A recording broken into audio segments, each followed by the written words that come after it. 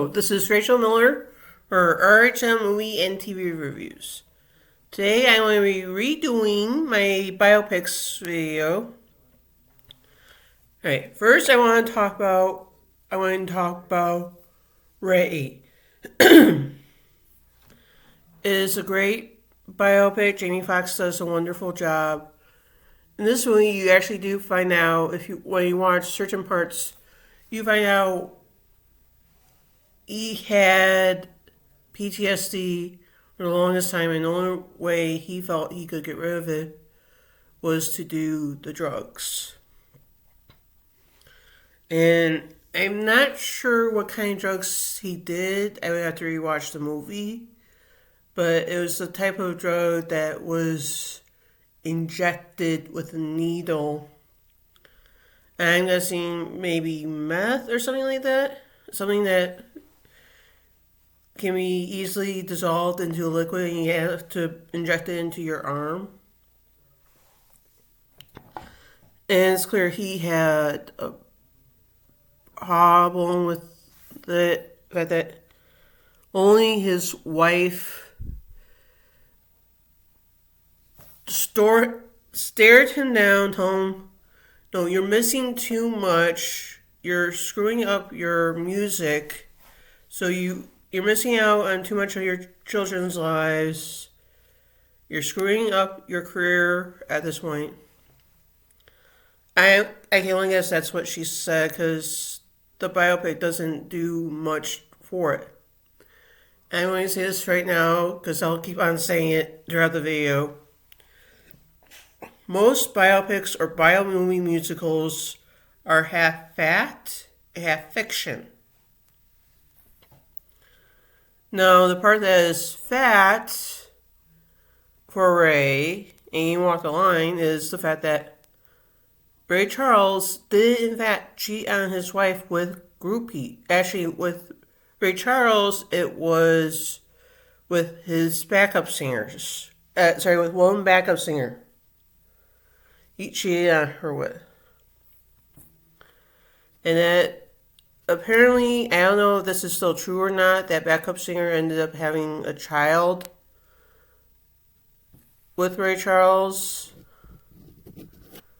But I'm not sure how true that is. I'm guessing it's really true. And it is amazing in Ray. Not only do you find out why Ray Charles was taking the drugs, because he was suffering from PTSD from when he was a kid, and he blames himself for the death of his little brother. Also, you find out how he lost his eyesight, too. And of course, with the PTSD, you see him, how his brother died. He died drowning in a basin or really big metal tub that at that time was being used to wash clothes in. I still question how that happened, but then again, it was that time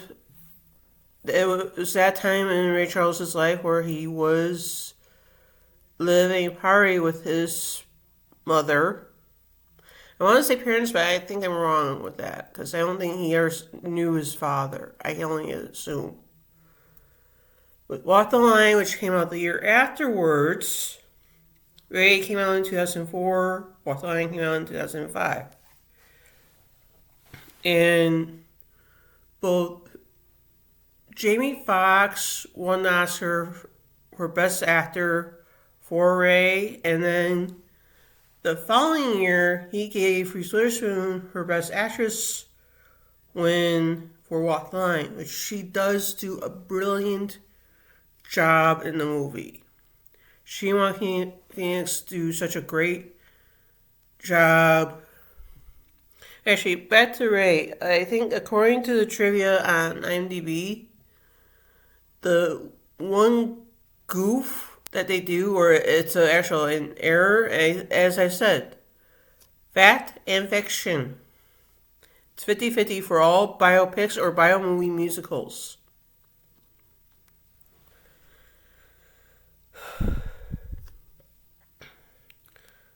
Apparently, when Ray Charles was receiving his special award in Georgia at the time, that one time, his year is banned from Georgia for the longest time.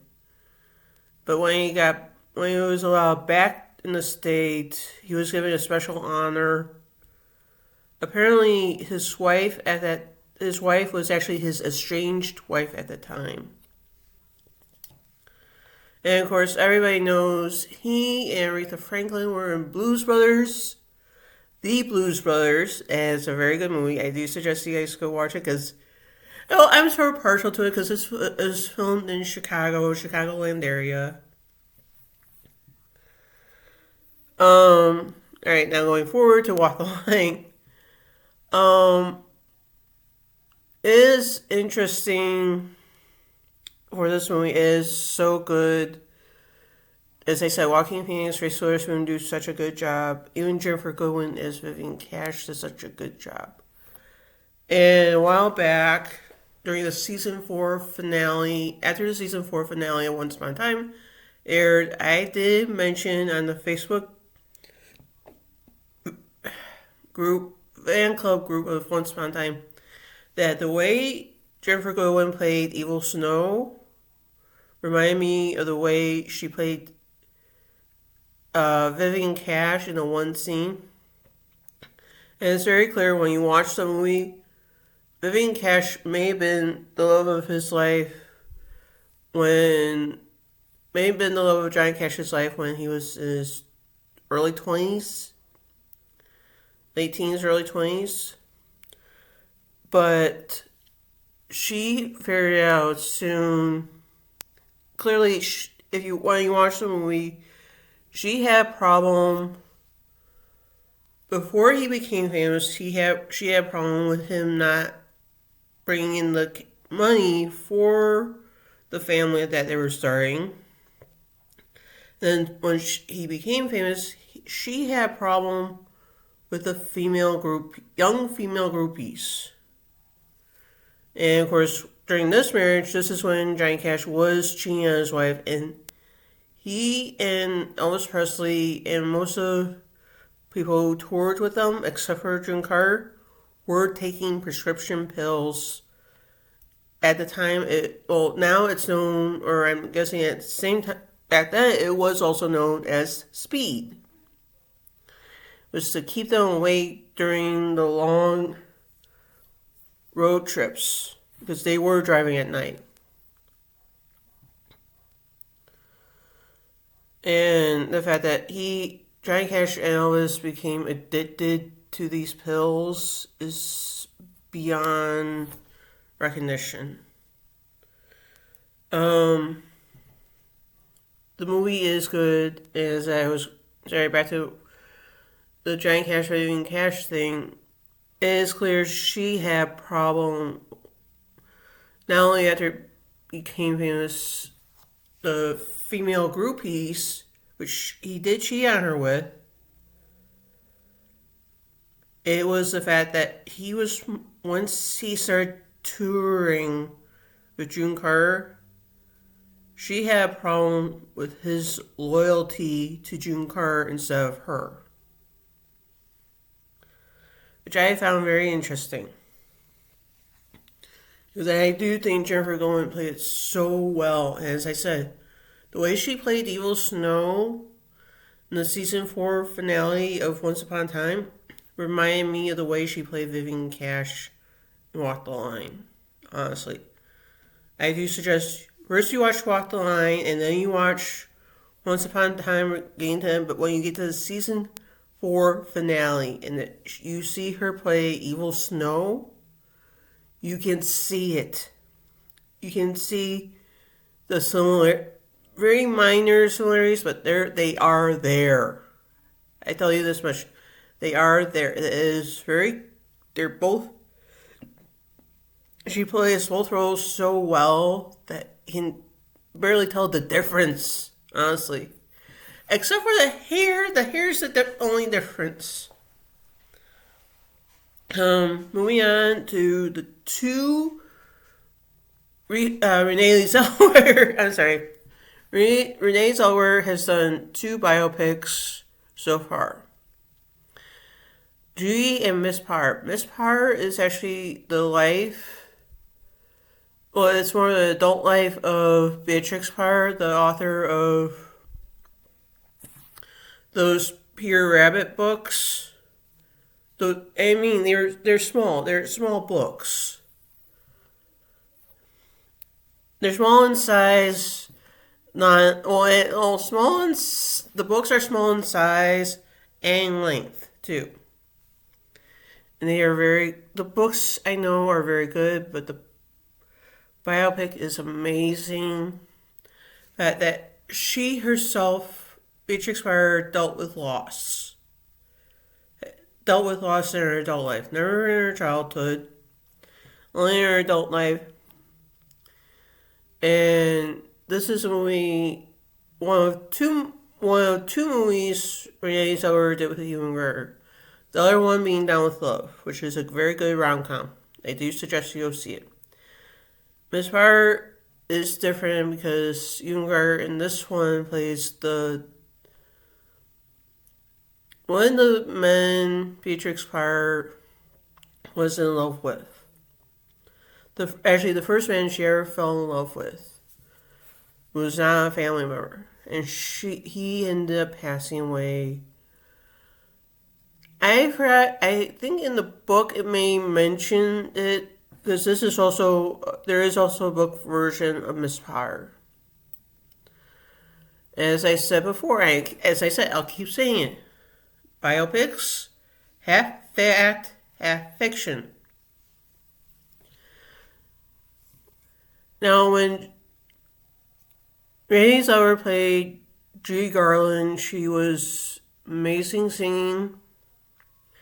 Of course, everybody knew how well she could sing from when Renee Zellweger did Chicago, because excellent. But when she played Judy,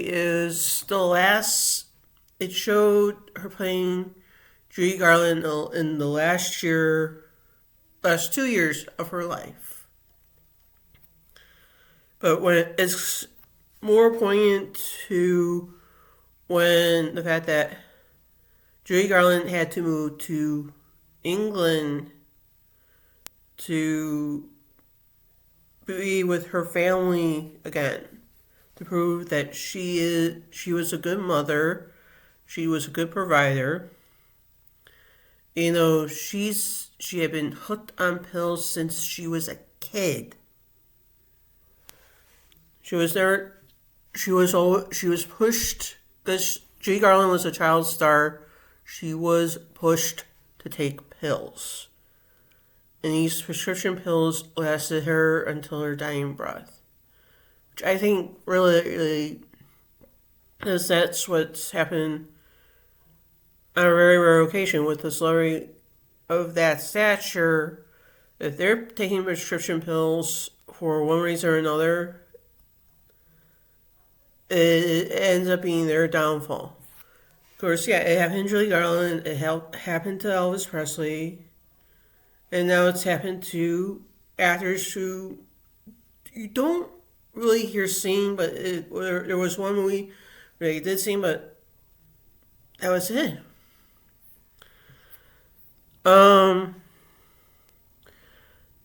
But it's clear in that movie that Judy Garland herself had a hashtag Me Too moment, but it was never talked about because of her. Of course, no one probably would have believed her because she was cornered by the head of the studio. I mean, at that time, even towards the end of her life, who would have believed her? Would they have believed the head of the studio, or would they have believed her? Honestly. And actually, I want to just jump down to Respect, which is the biopic on Aretha Franklin. I know I haven't done that one before, but because I own it and it's really good. It's clear from when I saw the movie in the theater and when I see it on DVD. Aretha Franklin herself, I'm not sure if she talked about her hashtag Me Too moments, if you will, that when she was a young child or young teen, in her early teens, she was raped. I'm sorry to say it, but when I watched the movie, it was clear to me that she was raped by somebody who was part of her father's social group. This man was older than she was, although she probably claimed it was her boyfriend, but truth be told, she was raped by the man. And I know why she didn't say anything to her father, because her father would believe the man more than he would believe her. It's very clear. Teenage girl in front of an older man, nobody would have believed her over him, clearly. But from watching the movie also, it's clear she did eventually tell somebody who believed her. And when she told this person, I don't know who it was. I assume it was somebody she knew since childhood that she told, and this person believed her. And that was her demon. Those were her demons. She was raped. And she didn't want to relive it. And of course, I'm guessing she had some of them I could tell. And Jennifer Hudson, if you're watching this, I think you did an excellent job. You should have got an Oscar for playing Aretha Franklin, because you did such a good job at playing her. And she is so good. And it's clear there were some things Aretha Franklin didn't want to accept from her past. That's why she drank. That she was an alcoholic for so long in her early career. And she was married. She did have... She was in a toxic marriage and toxic relationship with her one and only husband, which is, in this movie, is played by Marlon Wayans. He did such a good job at playing a bad guy. And well, a lot of people are saying, no, he's fine. No, in this movie, he's a baddie. I want to say one of the more recent Jordan Peele movies called Him, Marlon Wayans again plays a villain. He is in, as I think I was watching Everton tonight, and they were talking about it. He is in his villain era, if you will. And he does a very good job at playing the bad guy. Now, I want to talk about a couple of other authors. Goodbye, Christopher Robin is actually a biopic on the author of the Winnie the Pooh books, A. Mill. He himself also suffered from PTSD. Although, given it was 1920s, UK, even, I think if you watch anything about World War II, any of those documentaries about World War II, saying that it was, I don't know when they started calling it PTSD. I'm guessing not until the 60s or 70s. They started labeling it post-traumatic stress disorder. And it's clear when you watch the movie, Emil suffered from postpartum stress disorder from PTSD. is so clear because there were times where clearly when he was coming up with these characters, coming up with the stories from Winnie the Pooh, he was having bouts of PTSD. And of course, it's called Goodbye, Christopher Robin because, of course, everybody who's read those books or seen Disney's animated movies, Many Adventures of Winnie the Pooh, you know, the only human in the story is named Christopher Robin, which was the name of Emil's son. Now, from what the Bio-pics states, I don't know if it's true or not, the poor kid was harassed and possibly sexually assaulted. He was mainly bullied because his name was in the books and he was going by his name, Christopher Robin. He was bullied when he went to boarding school. He was bullied when he went, because he decided to be a soldier like his father was. He was bullied at training camp too. It's amazing. But he didn't, as I said, you watch the movie, you find out not only was he bullied in training camp, but he didn't really fully accept the idea that he was this character in the books. He didn't accept his notoriety until later in life. And in the movie, you do see that he, not until he was actually fighting in the war, and I think this was during World War II, that I think one of his fellow soldiers was talking about how the books inspired him. The books was his escapism. And that happens a lot with some people. Marley and Me is good because it's about the author of this book talks about his adult life, the fact that he had this one dog, this mischievous, I think it was a golden retriever. Oh, no, not golden retriever, Labrador retriever. Golden Labrador retriever. It's short hair. And the dog was so mischievous.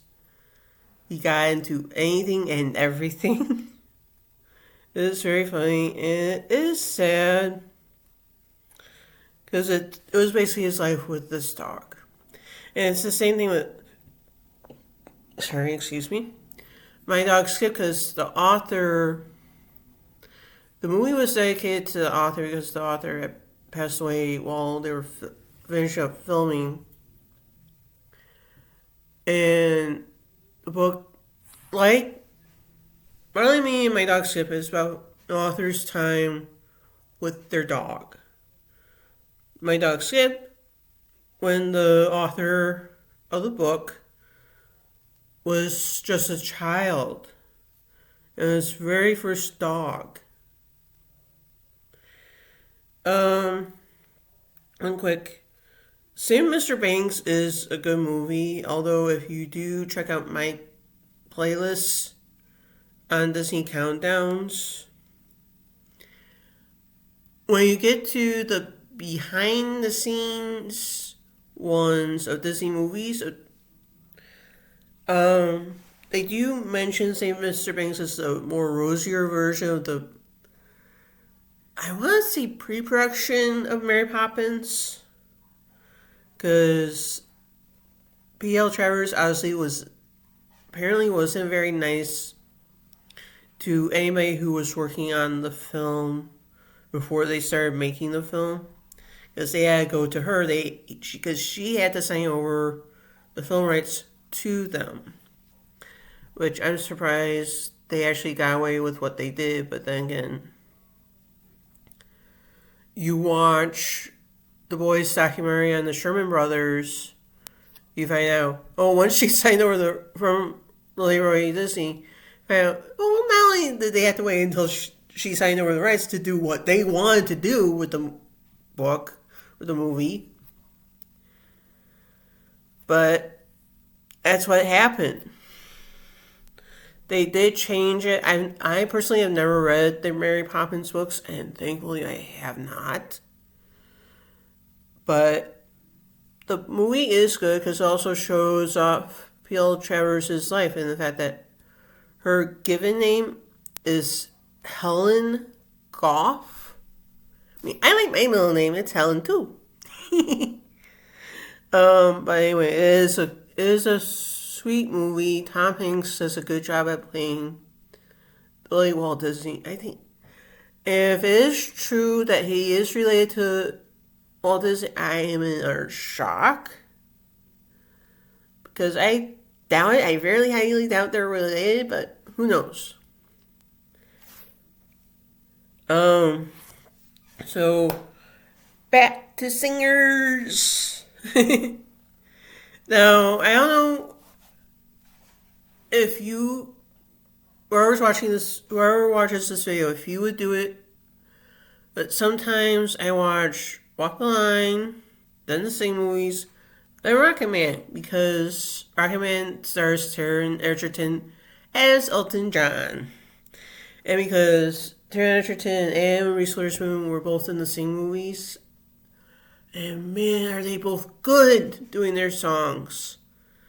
Of course, with the first one, I'm sorry, I'm talking about the same movies a little bit, because the first one, Reese Witherspoon sings Shake It Off with Nick Kroll, and of course, Taron Egerton sings I'm Still Standing in the first same movie, and man, he, as Elton John, is good.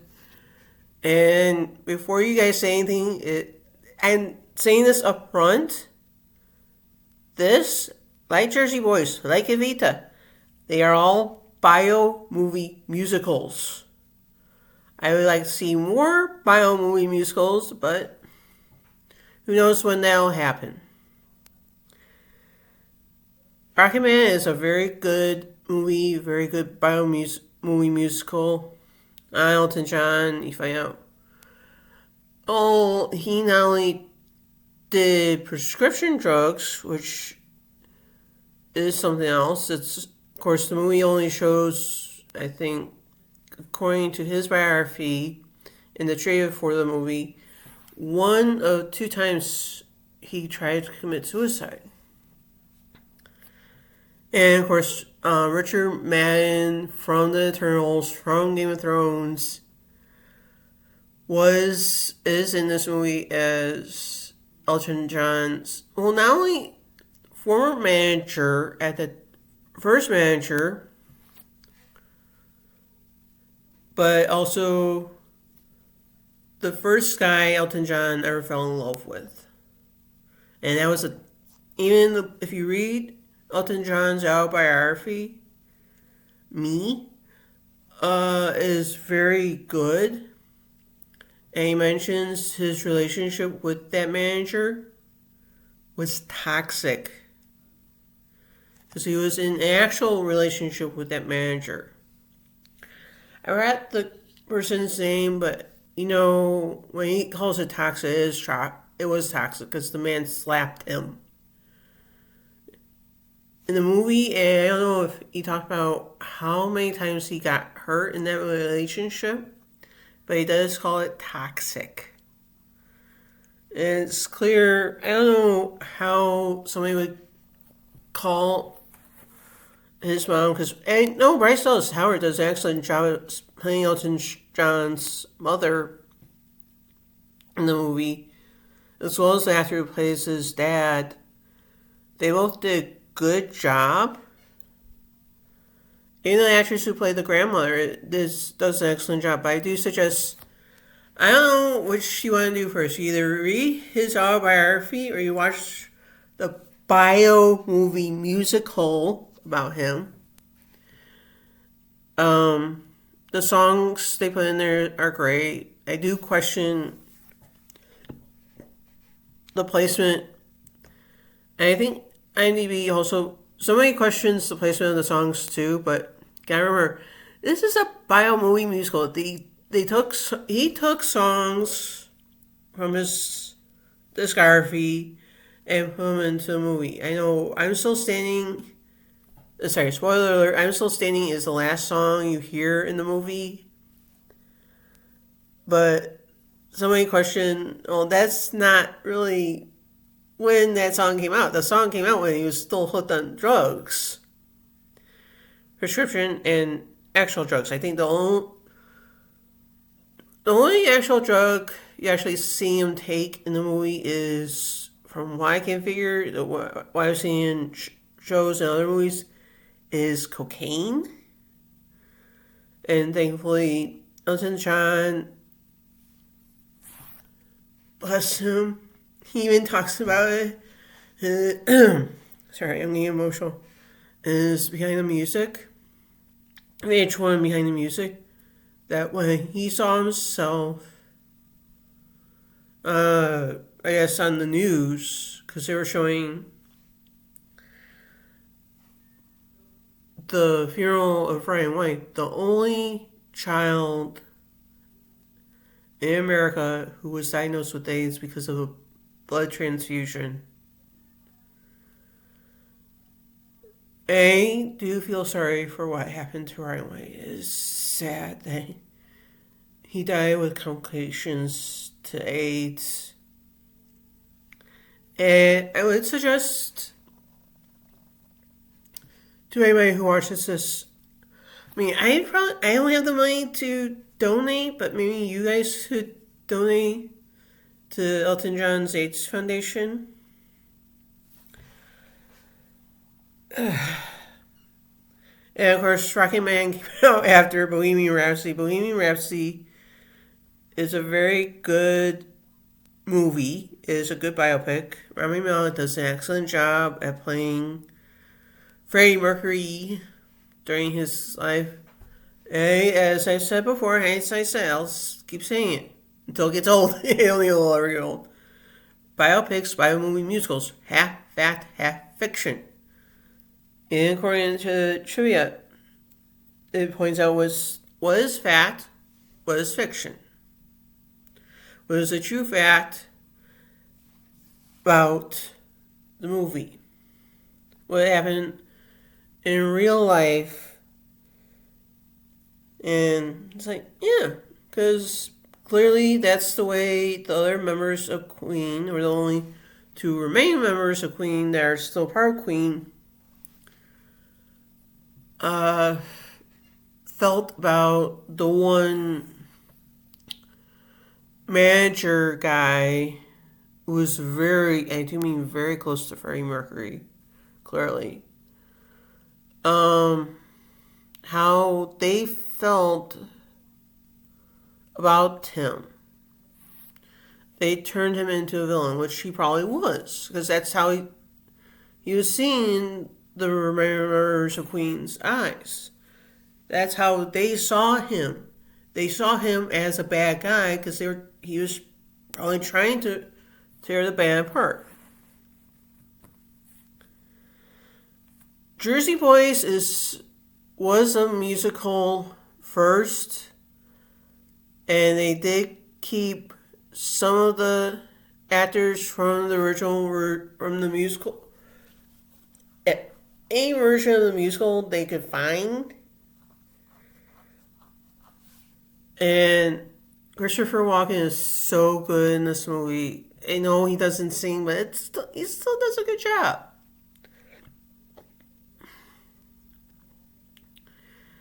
And I know I said in the original one, there are cool things that they are, if you ever go see the musical Jersey Boys, there are a couple things that they do leave out in the movie. First thing, they leave out that eventually Frankie Valli did go on to have 3 sons. Because I know in the movie they mentioned, he had 3 girls with his first wife, but then he went on, I think it was his third wife, he ended up having I do suggest you check out his page on IMDb, because I'm sure he does have one. Because it does say he ended up having 3 sons from the third marriage. At least I think it's third marriage. I forget which number it was. But it also mentions the fact in the musical they talk about that one of the members ended up passing away. I think it was Nick was the first one to pass away, and the one who I don't know if he's still working for Joe Pesci or not. If he was still working for Joe Pesci after he received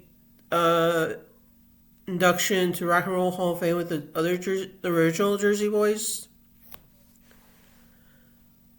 but I think he's dead too. Because I know there's only 2 remaining members of the Jersey Boys. The original Jersey Boys still alive. It's like there's only 2 members of the Beatles still alive, 2 members of the Monkees that are still alive that I know of. So, who knows? And the last one I want to talk about is the the bio movie musical on Evita.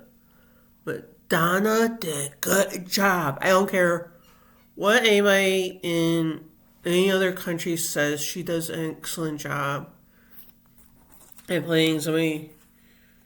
She was older than Eva Peron was at that time, but with makeup, hair and makeup, she looked that age. So, as Eva Peron was, our old Eva Peron was during that time of her life. And I think Antonio Banderas did an excellent job in this movie too, because he is so good. He's so lovable in this movie. And that's it. That is all the biopics, bio movie musicals I have. I know there is a biopic on the Beatles that is currently filming. I don't know if I'll go see it. Maybe, maybe not. I do really hope there is a biopic or a bio movie musical on Gloria Estefan, because I know there is a bio musical out there about her life, about how she met her husband. And I don't know if it's any good, but I heard it's good. I've seen at least some scenes. They did one song from that, a couple of songs from that musical. I can't wait for more bio movie musicals to come out. Oh, and biopics. Actual biopics. So this is Rachel Miller signing off for RHM Movie and TV Reviews.